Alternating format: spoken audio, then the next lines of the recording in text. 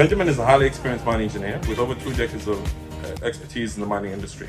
He has worked on challenging environments across Australia, Ghana, Mali, Senegal, and other countries. His technical and operational knowledge is complemented by a strong financial skill set, allowing him to lead teams towards enhancing safety and environmental performance and operational efficiency.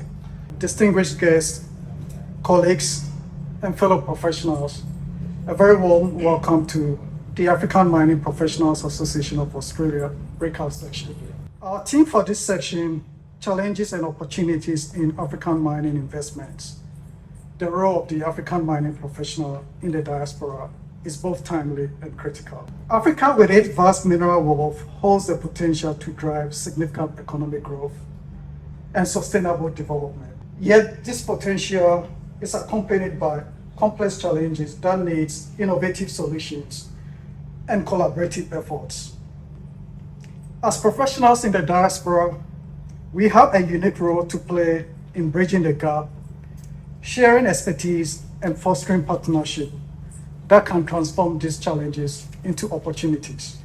Allow me to introduce the African Mining Professionals Association of Australia, AMPAA, a non-profit organization dedicated to connecting and empowering African mining professionals in Australia. Established in 2015, AMPAA serves as a vital networking platform, fostering professional excellence and promoting the growth of the African mining community, both in Australia and across the continent. AMPAA's mission is to provide a dynamic forum of professional networking, knowledge sharing, and the promotion of the mining and mineral industry. We aim to contribute to the economic, institutional, and intellectual growth of Africa's mining sector.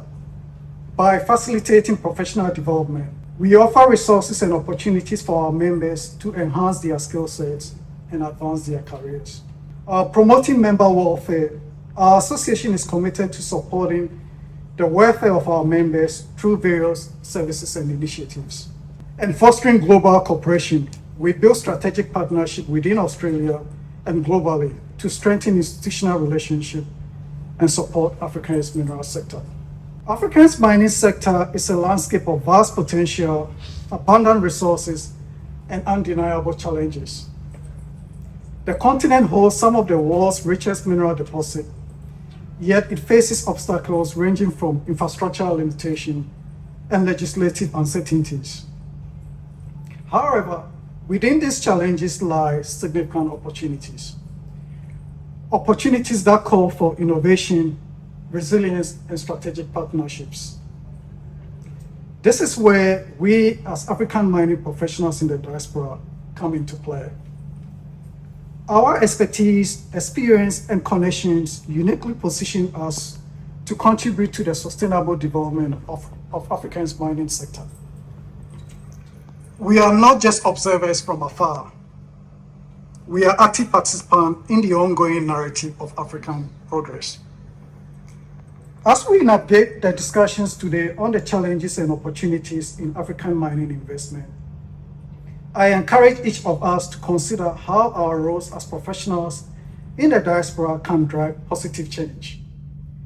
Whether through innovation solutions, strategic investment, or policy advocacy, our contributions are vital to the prosperity of African mining sector and by extension to the global economy. I would like to extend my heartfelt gratitude to all the speakers, sponsors, and organizers for their unwavering support in making this event a success.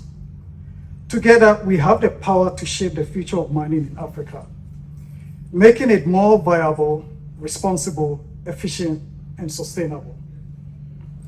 Thank you for your attention, and I look forward to the insightful dialogue and ideas that will emerge from today's session.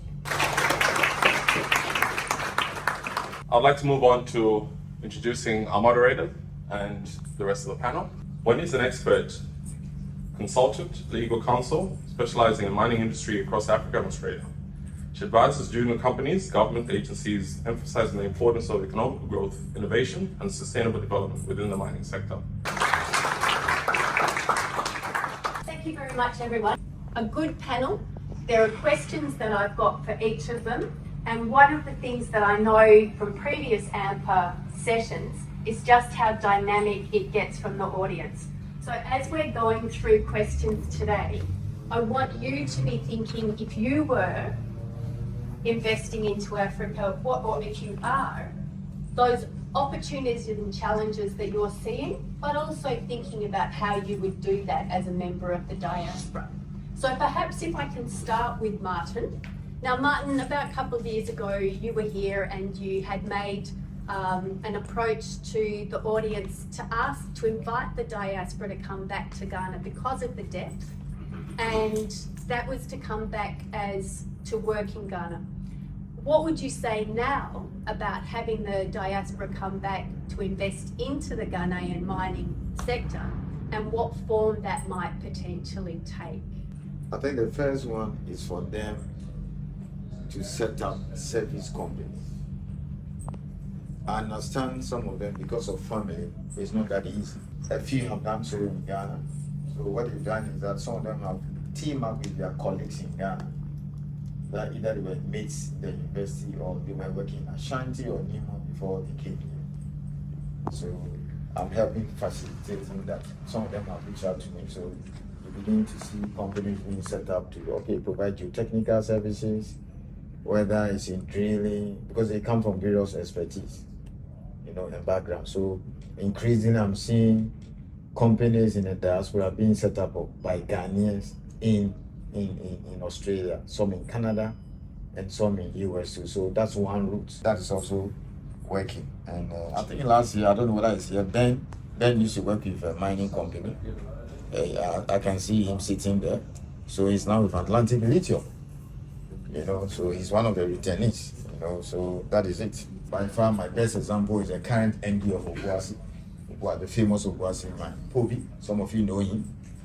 He spent a lot of years here and then in Tanzania. He came back he was actually headhunted by Google Ashanti to become the MD of Iduaprim, which may soon join a JV with Takwa to form the so-called largest gold complex in Africa. And then you can also run consultancies. Again, if you cannot make it back home, you can also run consultancy services. So that is also working very well. The other one now is also to invest in the mines. So that's the fourth one. Let me repeat: set up service companies, return to take jobs. I have a lot of examples. Run consultancies. So you can team up with some of the locals back home. And it's quite easy for you because many of your mates are the ones that run the mines. If I mention any mine manager or GM or an MD in Ghana today of any of the big mines, whether Newmont, Goldfields, King Russell and Co., he or she will have a classmate here, either from the UMAT, our famous mining university, or even high school. So it's very easy to connect. And I know you talk to them daily, our life home, and you catch up a lot. And I just want to take this opportunity to acknowledge the Malawian Minister for Mines. My apologies for not doing that before. So Honourable Monica Tanganamuna. So I will be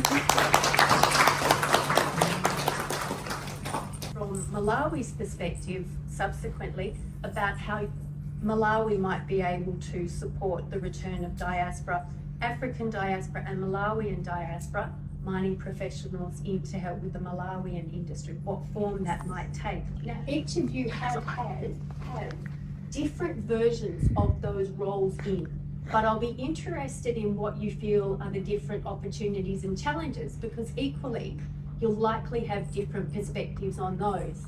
Now, Mkhandu, if I can start with you. I think one of the biggest challenges that we are facing, I'll say Zambia in particular, one is infrastructure. So there is need for massive development, lots of changes, not only from the government level, but all the way through to the investors and the international markets. The other challenge that we face, especially us in the exploration, is access to financing. So when we are starting our projects, the cost of finance is very, very expensive. And nobody wants to really put money into exploration when you're just starting, because it's a massive risk. Come to the end of the panel now and ask Deng the same question, because we've had a really interesting conversation about this the other day. So Where do you stand on the challenges and opportunities? First of all, thank you, Wendy. I am glad you asked Ms. Bell first, because she mentioned the financing aspect of it. And the reason why financing is very critical is for anything to move, it needs finances. But the reason why it is hard is because there's no data to impress the investors. So a lot of us, yes, there is a lot of opportunities in Africa. There is massive opportunities in a lot of African countries. Data is missing, especially the first thing that I look for is claim. And if it is something that sometimes you have a data from, for example, in the great state of Tanzania, there are a lot of previous work, but they are in a report PDF. And as a geologist, I cannot use the data that was generated by somebody without explaining how they came to that data. So I think one of the ways in which the government in Africa can help us is when these exploration companies are doing. For example, I just started collecting data. That data should be reported to the ministry, and that data should be available in case I move out later on. If I don't succeed and end up moving out, we don't have to lose that data. That capturing of that data is missing. And it is one of the reasons why she cannot get the investors to move. I want to go to our banking finance and our finance expert over here in the middle. So Eric, we've also talked about this. Now, your expertise is across a number of countries, and you've cited that as the reason for the depth of your experience and your greater ease of accessing. Where do you stand on this issue of access to funding? Thanks, Wendy. Funding obviously is a primary issue. So when you look at opportunities in Africa, we know that mineral rich. How you fund it, as Nkandru says, and I agree with Deng as well, that those are your primary challenges. And the way you go about structuring finance all comes down to, I suppose you'd call it corporate finance. And thankfully, I've had about 15 years of that. So it's about establishing these corporate entities that can actually go in as a front, and I don't use the word front as in fronting a system, but as a front as being the core business entity that is going to undertake an activity, because behind the front, you've got a bunch of investors. And the way you've got to start, especially exploration companies, can only be funded with equity capital. So you can't borrow money from a bank and repay, that's debt. No debt providers will provide funding for exploration. It's all going to be equity. So where do you get equity from? Well, it's quite a challenge out there because often you don't have a listing. So in other words, you're not listed on the Lusaka Stock Exchange or the Tarkwa Stock Exchange, or you don't have a listing where you can access public funding in the form of equity. In other words, issue shares and get equity coming in, or equity capital. So you can start off as a PTY Limited. So a PTY Limited literally allows for private entities to raise high net worth individual kind of capital. They're investors. So people who've got a little bit of excess cash, and I'd love to see how many people around who've got excess cash. That's a challenge in itself. But we know that a few people have made a bit of money over time and they're prepared to put money into private equity. And as the private equity capital then goes in creating what we call seed funding. The seed funding goes into the vehicle, and that vehicle is there to find the information. As you say, the data often is not available. You need data because you cannot get the support of investors without data. So you can generate some interest in an opportunity in terms of the people we've got in the audience and up here. Investors are always going to look at people first. They're never going to look at your asset first. So even in countries saying copper, and copper is absolutely critical for the world going forward. Well, I can assure you that I'm not going to invest in the copper opportunity unless I know the people can bring that copper opportunity to bear. So the whole funding mechanism from an early stage is largely around people, and it's also the high net worth individuals who are prepared to put money into a company that is locally registered. So in Malawi, Tanzania, wherever you are, locally registered. Your shareholders may be external to that. They could be us here in Australia, and that entity is then used as the vehicle for creating the initial value which after you've done that, you can then go formally into an IPO, an initial public offering, to raise equity capital through a stock exchange. And in this case leads me on to Charlotte. Now, Charlotte, you're a Namibian mining engineer. You've worked in Australia. You've got a lot of experience in Australia, but you were tapped to be CEO of a Nigerian company. What was that? What are you doing, and where are you looking to go elsewhere with that company? So how did that access to funding come with the company? And what's been your experience as the diaspora into a country that's not your own? Our focus is purely to have a company that is owned and operated by Africans, which is a different story from tapping into the capital market of an outside country like Australia. So we want something that is purely African. So the funds that started the company is African, and it's not a lot.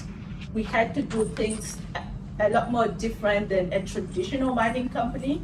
So what we have done is, instead of going full time into operations, we had to look at other mechanisms where we can generate cash flow, and then that cash flow that we're generating is then funding our exploration activities.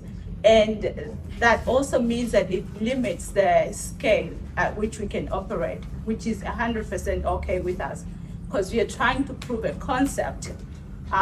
Because if you look at Africa, you have a lot of Western companies in Africa operating, but nothing really that is African owned and African operated.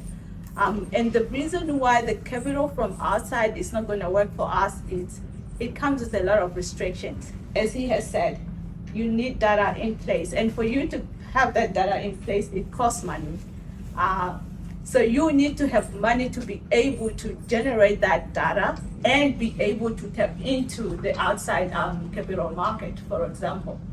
I believe there is capital available in Africa, especially West Africa, and I'm speaking from experience because I'm working with investors from West Africa who are Africans.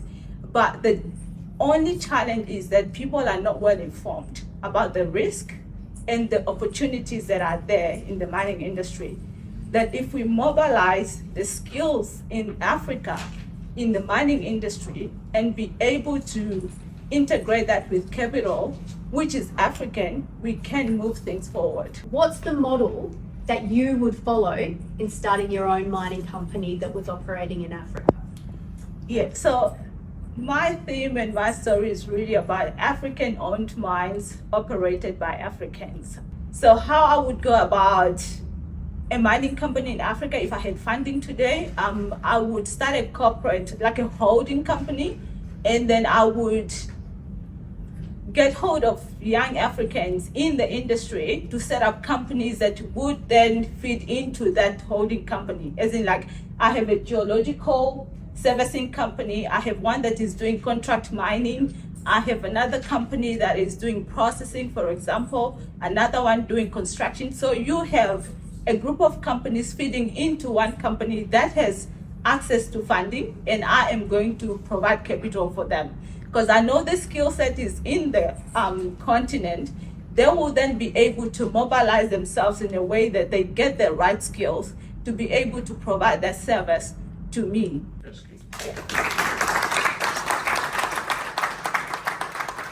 Yes. And you gave particular attention to the Zambian government. Can you tell us about what they're doing? The Zambian government have established what we call the diaspora office. So, and we, the people in the diaspora, are regarded as a district. So if there's anything that I need from here, I can contact the diaspora office, and there will be somebody who's dedicated to helping me. So if I'm having challenges with, let's say, the mining cadastre, and I want to apply for a license and the online system is not working, that person is able to contact and say, you know, what's happening with your system? The people in Australia or in Canada or Switzerland are not able to, you know, do this. So with that, we've also got access to the Chamber of Commerce, the Chamber of Mines. So, and I think that system is working really well, and it would be good to see other African countries to follow suit. So those are some of the things that I think are working very well for us in Zambia. and Mr. Ayusi and ask what you could see, whether there would be specific help arranged for the diaspora to come back as investors. In our case, because of our huge history and background, I mean, as I said, or we keep saying, the first large-scale commercial mine was 1897, which is Obuasi, still going strong. We're not done yet. Somebody will tell you in Ghana, we'll mine till death. Typically, many of our exploration budgets used to come from Toronto and Vancouver. But then we have decided to, change the strategy a little bit. We're still open. Money still comes from Vancouver, Toronto, Australia, South Africa. But then we realized that because of this rates issue, the state decided to get it, not to run mines. I mean, the area of mining mines, forget it. We won't do it. It's never helped us. Takwa used to be a stable mine. So they set up the Minerals Income Investment Fund, which holds, that's more or less the sovereign wealth fund for Ghana, for mine, which holds the royalties, the dividends, and any interest the state may hold in mine. So we're beginning to put money by way of investment, either we're taking equity or some kind of streaming. You see, that also gives comfort to the foreign company. So what I want you to think about, each of you to think about, what Martin said, what Ghana is putting in place, what you think, if that's the gold standard in terms of government involvement, because not all countries can do that. What's your response to that approach, and what would you like to see happen in the countries that you're operating? It's always good to have a goodwill from the government. There's nothing that beats that from the investor point of view. It's always good to have a goodwill. What is there though is when we, in mining industry, and I believe Martin knows this, mining industry prosper when the government regulates, but not when the government get involved. And the reason why I'm saying that is we know countries where government has taken a stake in mining, and later on, because government is not always the party, it's not one party that rules forever. The party that comes in and out. And for commissions, it's a different case. But if that commission is aligned with the ideal of a particular party, when the new party comes in, there is always a conflict. And that can affect the investor confidence. I don't want to say this about politicians, but politicians Don't say that about politics. But sometimes, you want to associate yourself with what the masses want to hear, not necessarily what is true. And for that, if the word that you want the masses to hear is that our minerals are being mined by others, the masses will not know that these others are investing the hard-earned money into your projects to grow those projects. And now, for example, the African Union language is they move away from the word critical because some of these minerals are not critical to them. So they move to the word strategic. So to invest in those strategic or critical minerals is fine. Yeah. But if a government goes with the mindset that we want to be party to the mining, so that we attract investment. I do agree with Dane that governments should not be involved in the running of mines. We've seen what has happened in Zambia with our privatization and nationalization, but they have to be there to make sure that they have created proper policies and frameworks for investors to come in. Governments don't create jobs. It's us entrepreneurs who actually create those jobs. So their jobs is to make our job easier by making sure that, they've created an investor-friendly environment for us to come and invest. It is good to encourage, our fellow African citizens, both at home and in the diaspora, to start putting money into some of these projects, because there is, I think it's a general sentiment across Africa that mines are owned by foreigners, but we also have to be very realistic and very honest that the people that are putting money in those projects are the people that actually own those projects. So if we want those projects to be wholly owned by Africans, we need to start putting money into those projects. Thank you very much on that. You've got different approaches in terms of ownership structures and funding models. So given what Nkandu's just said, how would you respond, and keeping in mind the role of government that Ghana has taken into the mining sector? So Eric, can I ask you to? In the first instance, I like the model that the Ghanaian government is actually taking money that comes out of the resources sector and feeding it back into the resources sector. Most countries don't do that. So that's an excellent model which allows for the tapping in, especially at an early stage, to get some of that capital to assist with the exploration and improving the cadastry within the country. In other words, all the information, the data that Deng is very much hung up on, which you should be. That's not an insult. No, you're 100% correct. I am data crazy. Without data, but you're 100% correct. Without data, you can't do anything. No one's going to go into your country in any event. Bear in mind that natural resources belong to the nation. It doesn't belong to a mining company. It doesn't belong to government either. Government looks after it on behalf of the nation of people. So that money needs to be fed back into the communities through schools and medical facilities, etc., infrastructure and so on. But some of it, and I agree here, is retained for further investment in the mining sector. And what you can do, as I say, you can structure something like local or international can come in, where government can actually be 100% owner of a locally controlled PDY Limited.